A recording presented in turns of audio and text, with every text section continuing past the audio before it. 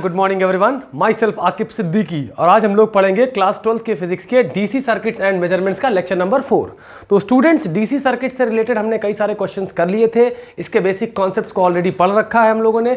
आज हम लोग पढ़ने जा रहे हैं व्हीटस्टोन्स ब्रिज। इसके पढ़ने से पहले हम लोग कुछ बेसिक प्रिंसिपल समझ लेते हैं कि करंट बेसिकली कहाँ से कहाँ जाता है और क्यों जाता है। तो करंट के फ्लो होने का सबसे बड़ा रीजन है the potential difference between 2 points. मतलब कहने का ये कि करंट की टेंडेंसी होती है कि पॉजिटिव से वो नेगेटिव जाता है, और पॉजिटिव हमेशा नेचुरली होता है हायर पोटेंशियल पे और नेगेटिव होता है आपका लोअर पोटेंशियल पे। तो जिस तरह से पानी की टेंडेंसी होती है कि हायर हाइट से वो लोअर हाइट की तरफ नेचुरली फ्लो करता है, उसी तरह से करंट की टेंडेंसी होती है कि हायर पोटेंशियल से वो लोअर पोटेंशियल की तरफ जाता है। और एक बात ये भी याद रखने वाली है कि अगर मान लो एक पॉइंट आपका ये A है और एक पॉइंट आपका ये B है, अगर कह दे कि VA और VB आपस में बराबर है, दोनों की हाइट या दोनों का पोटेंशियल अगर सेम है, तो आप अच्छे से जानते हो कि कोई भी करंट वहां पे फ्लो नहीं करेगा। करंट की टेंडेंसी क्या है? The tendency of the current is always to flow from a level of a higher potential to the level of a lower potential. ये चीज आपको समझनी होगी। और एक चीज और मैंने बताई थी कि बैटरी के अंदर अगर करंट जा रहा है तो दैट मीन्स कि battery is under charging mode, और बैटरी से करंट अगर बाहर आ रहा है तो इसका मतलब होता है कि battery is under discharging mode. तो व्हीटस्टोन ब्रिज एक बहुत इंपॉर्टेंट टॉपिक है इसमें का। इससे रिलेटेड अभी इसके जस्ट आगे आएगा आपका मीटर ब्रिज, फिर आएगा आपका पोटेंशियोमीटर। तो ये सब चीजें क्या है कि ये सब प्रिंसिपल को इस्तेमाल करके हम लोग किसी अननोन वैल्यू ऑफ रेजिस्टेंस को फाइंड कर सकते हैं। तो चलिए स्टार्ट करते हैं व्हीटस्टोन ब्रिज के बारे में। सबसे पहले हम लोग अरेंजमेंट देखते हैं कि व्हीटस्टोन ब्रिज होता क्या है। जैसे मान लीजिए ये एक रजिस्टर लगा है P और यहाँ पे पॉइंट एक रजिस्टर इधर लगा है आपका Q और एक नीचे लगा है ऐसे R और एक इधर लगा है S, और ये दोनों टर्मिनल्स आपस में क्या है, एक वोल्टेज सोर्स से कनेक्टेड है। ठीक है, डीसी सोर्स है आपका, डीसी पढ़ रहे हैं तो डीसी ही होगा ऑब्वियसली, V वोल्ट से कनेक्टेड है। और बिटवीन पॉइंट मान लो ये A है और ये पॉइंट आपका B है।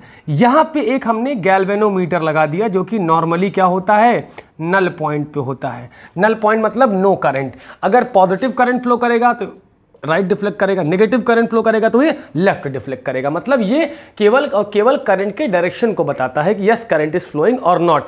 और अगर एकदम स्ट्रेट है, सामने की तरफ है, उसे बोलते हैं नल पॉइंट। अब याद रखिएगा, अगर व्हीटस्टोन ब्रिज हमारे दो तरह के होते हैं बेसिकली, एक बैलेंस्ड और एक दूसरा होता है आपका अनबैलेंस्ड। याद रखिएगा, जब आपका रेशियो P/Q ये R/S के बराबर हो जाता है तो इसका क्या मतलब होता है? इसका मतलब ये होता है कि A का पोटेंशियल और B का पोटेंशियल क्या हो चुका है, बराबर हो गया है। VA बराबर आपका क्या हो गया है, VB हो गया है। तभी गैल्वेनोमीटर में क्या हो रहा है, कोई भी करंट की डिफ्लेक्शन नहीं हो रही है। मतलब गैल्वेनोमीटर में डिफ्लेक्शन ना होने का क्या मतलब है कि इस ब्रांच से कोई भी करंट नहीं जा रहा है। इसका मतलब है कि no current from branch AB। अब आप यहां पे चाहे कोई रजिस्टर भी लगा दोगे तो उसमें कोई करंट नहीं जाएगा। इवन आप खुद भी दोनों हाथ से पकड़ लेंगे A पॉइंट और B पॉइंट को, तो आपको भी कोई करंट नहीं लगने वाला। तो ये बात आप लोगों को समझनी होगी। ठीक है, इतना फिलहाल आप लोग नोट करें। अब जैसे मान लो P की वैल्यू क्या है 2 ओम और Q की वैल्यू मान लो 4 ओम है और ये 6 ओम है और ये 12 ओम है। अब हमें चेक करना है कि क्या ये ब्रिज बैलेंस्ड व्हीटस्टोन ब्रिज है या नहीं। तो सबसे पहला काम P/Q R/S के बराबर होना चाहिए। तो यहां पे चेक करते हैं, चेकिंग P/Q ये R/S के बराबर है या नहीं। P कितना है 2 और ये Q कितना है 4, तो 2/4 क्या आपके 6/12 के बराबर है? यस, 1/2 ये दोनों बराबर हैं। मतलब क्या है, this bridge is your balanced Wheatstone bridge. ठीक, अब ये बैलेंस्ड हो गया तो मतलब यहां पे कोई करंट नहीं जा रहा है।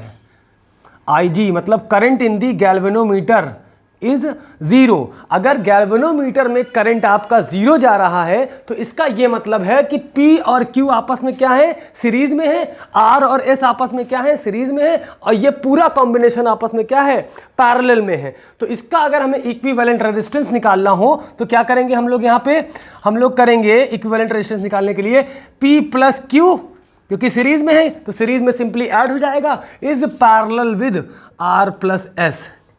तो R इक्विवेलेंट कितना आएगा जरा बताइए, क्या आएगा, R1 R2 मतलब P plus Q into R plus S upon P plus Q plus R plus S। इतना आप लोग नोट कर लीजिए। तो जैसे मान लो हमारा यहाँ पे एग्जाम्पल है, तो ये 2 और 4 क्या है, आपस में सीरीज में है, तो ये हमारा क्वेश्चन कैसे बन जाएगा, अगर हम वैल्यू लेके सॉल्व करते हैं तो क्या बनेगा, 2 प्लस 4 पैरेलल विद 6 प्लस 12। तो 2 plus 4 parallel with 6 plus 12, that means कि 6 पैरेलल विद 18। ठीक है, दो चीजें पैरेलल में है तो इनका डायरेक्टली मैंने फॉर्मूला बता रखा है कि R1 R2 upon R1 plus R2। ठीक है, तो क्या आएगा, R इक्विवेलेंट यहां से 6 इंटू 18 अपॉन 6 प्लस 18, 18 प्लस 6 कितना हो जाएगा, 24, और 18 6 108। ठीक है, 4 कितना आएगा यहाँ पे देखिए जरा, 4 6 24, 2 8, 2 और ये 9, तो ये आएगा 4.5 ओम। इसे आप लोग नोट कर लें तो फिर हम लोग आगे बढ़ते हैं।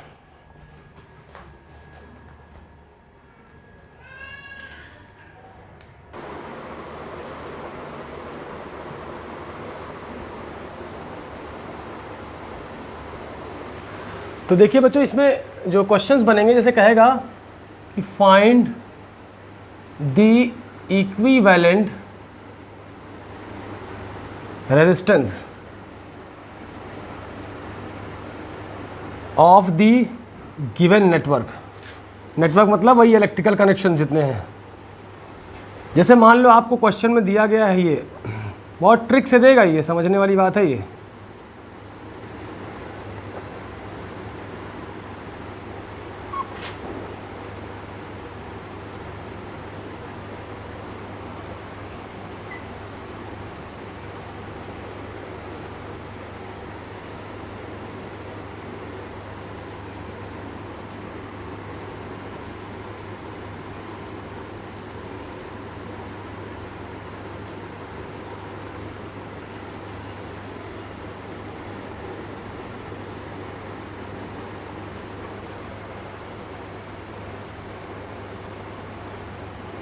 क्या कह रहा है, find the equivalent resistance of the given network and also find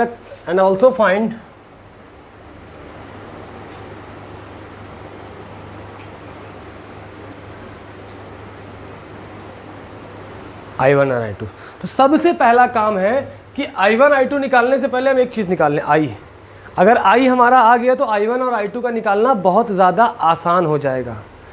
ठीक, जैसे मान लो ये है हमारा, यहाँ पे एक इंटरनल रेजिस्टेंस भी लगा दे रहे हैं हम 1 ओम का। ये बहुत स्टैंडर्ड क्वेश्चन बन जाएगा। एक क्वेश्चन से बहुत सारी प्रॉब्लम्स आप लोग समझ सकते हो, बहुत तरह के वैरायटी समझ सकते हो। तो सबसे पहला काम, इस तरह का अरेंजमेंट दिखे तो आपके दिमाग में, अगर आप प्रैक्टिस करोगे तभी आएगा ये चीज़ कि ये वेडस्टोन ब्रिज तो नहीं है। देखो 3 तारें दिख रही हैं, बीच वाला जाके नीचे वाली 3 तारों से अटैच हो रहा है ना। तो ये आपका हो गया P, ये हो गया Q, ये हो गया R, ये हो गया S। तो ज़रा हम देखें, ये आपका, इसको इमेजिन करो P और इसको Q और इसको आपका R और इसको आपका S। तो पहले हम ये चेक कर लें कि ये बैलेंस्ड फॉर्म में है या नहीं है। ठीक है, तो 2/6 देखें ज़रा, क्या 3/9 है? यस, 1/3 आपका 1/3, 1/3 बराबर 1/3। अगर ये दोनों बराबर आ रहा है तो दैट मीन्स क्या है, therefore it is balanced bridge. Balance bridge है, that is no current through 5 ohm resistor. 5 ohm वाले रेजिस्टेंस से कोई करंट नहीं जाएगा। जब ये बाई ये बराबर ये बाई ये हो जाए तो बीच वाले से कोई करंट नहीं जाता। मतलब ये पॉइंट अगर A है और ये पॉइंट अगर आपका B है तो VA बराबर कितना हो गया होगा, VB हो जाएगा, अगर ये ब्रिज बैलेंस होता है तो। क्लियर है? ओके। मतलब नो करंट थ्रू ब्रांच। ये तो अगर हम करंट नहीं जा रहा है तो हम इसको हटा ही दें, क्या मतलब है? अनबैलेंस के लिए बाद में पढ़ाएंगे, अभी तो बैलेंस पढ़ा रहे हैं ना। दो कैटेगरीज है ना, बैलेंस ब्रिज और अनबैलेंस ब्रिज। ऊपर देख सकते हो आप लोग, यहाँ पे कितना है 3 ओम और यहाँ कितना है 9 ओम, और यहाँ पे वोल्टेज कितना है प्लस माइनस में कितना दिया हुआ है 12 वोल्ट, और यहाँ इंटरनल रेजिस्टेंस कितना है भाई 1 ओम। ठीक, अब थोड़ा सा आसान दिखा ना, आई करंट निकला, आई करंट वापस गया, यहाँ से I1 गया और यहाँ से I2 गया। तो इक्विवेलेंट कैसे निकलेगा बताओ? ये करंट कहीं बट रहा है I1, बताइए I1 कहीं बट रहा है यहाँ से लेके यहाँ तक? नहीं। यहाँ से यहाँ तक कहीं I2 बट रहा है? नहीं। तो I1 ये सारे सीरीज में आ जाएंगे और ये सारे सीरीज में आ जाएंगे। तो 6 + 2 सीरीज में तो सिंपली ऐड होता है ना। तो 6 + 2 कितना हो जाएगा भाई 8 ओम, और नीचे 3 + 9 कितना हो जाएगा भाई 12 ओम, और हमारा सर्किट क्या हो जाएगा, कुछ ऐसा हो जाएगा। और यहाँ पे एक इंटरनल रेजिस्टेंस लगा देंगे हम लोग, जिसकी वैल्यू कितनी होगी 1 ओम और प्लस माइनस 12 वोल्ट्स है, और यहाँ से आई करंट निकल रहा होगा। इसमें I1 जा रहा है और इसमें क्या जा रहा है भाई I2 जा रहा है। ठीक, इतना समझ में आया आपके? अब देखिए हमें इक्विवेलेंट R निकालना है, तो R इक्विवेलेंट कितना आएगा भाई, ज़रा आप लोग बताएं। मैंने क्या सिखाया है, दो रेजिस्टेंस अगर पैरेलल में है तो डायरेक्टली R इक्विवेलेंट कैसे निकालते हैं, प्रोडक्ट अपॉन दोनों का सम। तो R1 R2 मतलब 8 × 12, मतलब आपका 8 × 12 अपॉन 8 + 12, 12 8 96 अपॉन 8 + 12 कितना आएगा 20, 96 अपॉन 20। तो R इक्विवेलेंट कितना आ गया आपका 4.8 ओम्स आ गया कि नहीं आ गया? इक्विवेलेंट रेजिस्टेंस इन दोनों की जगह पे हम कितना लगा सकते हैं 8 ओम। देखिए 4.8 ओम, क्लियर हो रहा है चीज़? इन दोनों का कॉम्बिनेशन का रिजल्ट कितना आ रहा 4.8 ओम। अब हमारा सर्किट कैसा होगा, इसे इतना नोट करें फिर हम बताते हैं आगे।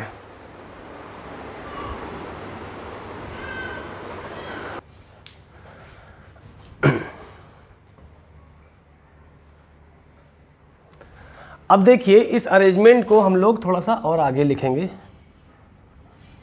अब हमारे पास ये अरेंजमेंट कुछ इस तरह हो जाएगा, मतलब इसका इक्विवेलेंट कितना आया है, देखिए हमारा सर्किट कुछ ऐसा हो जाएगा।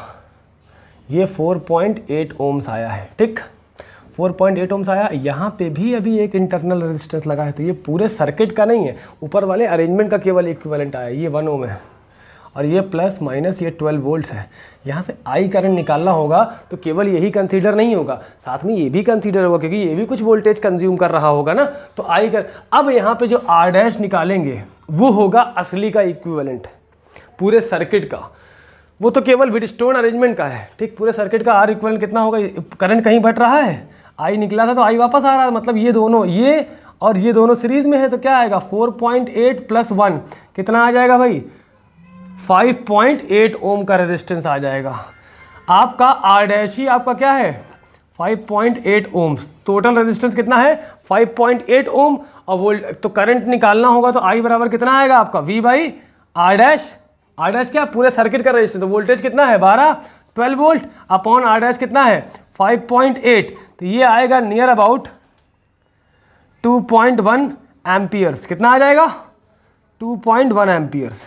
इतना आप लोग नोट करें। करंट हमारा आ गया 2.1 एम्पियर। अब यहाँ पे ये क्लियर हो गया कि हमारा 2.1 एम्पियर का करंट बाहर आ रहा है। ठीक, ओके। अब हमें I1 और I2 की वैल्यू निकालनी है। तो एक बात बताओ, करंट कितना जा रहा है, अगर यहाँ का पोटेंशियल पता कर लें, मान लो ये C है और ये D है, तो अगर हमें ये निकालना पड़ जाए कि VCD कितना होगा तो कैसे निकालेंगे, हमें निकालना पड़ जाए VCD, हमें निकालना पड़ जाए वोल्टेज अक्रॉस CD। क्या पढ़ाया है, बैटरी से करंट बाहर आ रहा है या अंदर जा रहा है, बाहर आ रहा है, तो वोल्टेज क्या होगा E - IR। यहाँ का टर्मिनल वोल्टेज निकालना है तो इसको एक बैटरी की तरह ट्रीट करेंगे, मतलब बैटरी तो है ही एक्चुअल में। तो क्या है EMF इसका 12 वोल्ट, इंटरनल रेजिस्टेंस 1 ओम और टोटल करंट ऑलमोस्ट 2.1 एम्पियर्स। तो E - IR क्यों, क्योंकि बैटरी से करंट बाहर आ रहा है।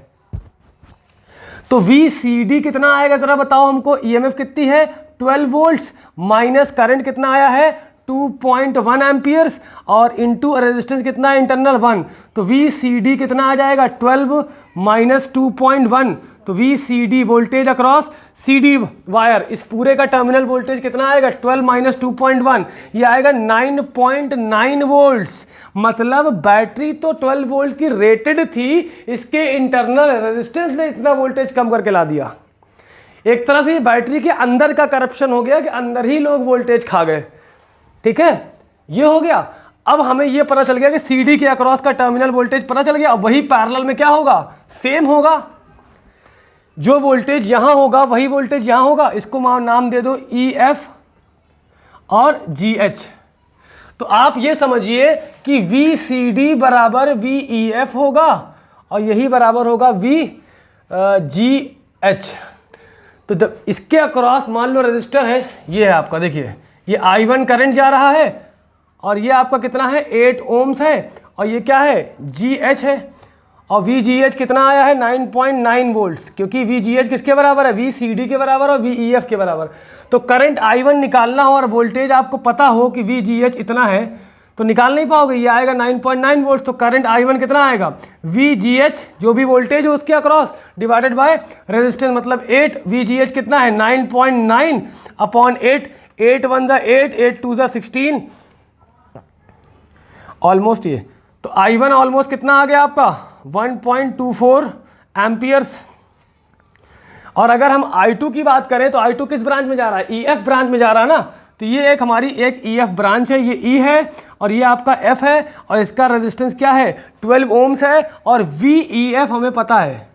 क्यों, क्योंकि हमने इसका वोल्टेज निकाली है, तो यही सब पैरेलल में सब में होगा एक साथ, सबका वोल्टेज सेम। VEF कितना है 9.9 वोल्ट्स, और यहाँ पे I2 करंट फ्लो हो रहा है, सेपरेट करके दिखा रहे हैं। तो वोल्टेज कैसे निकलेगा, I2 इज इक्वल टू क्या होगा VEF अपॉन R, या अपॉन 12 कह सकते हो, R तो यहाँ 12 है ना, कन्फ्यूजन ना हो इसलिए। 9.9 अपॉन 12 तो कितना आएगा,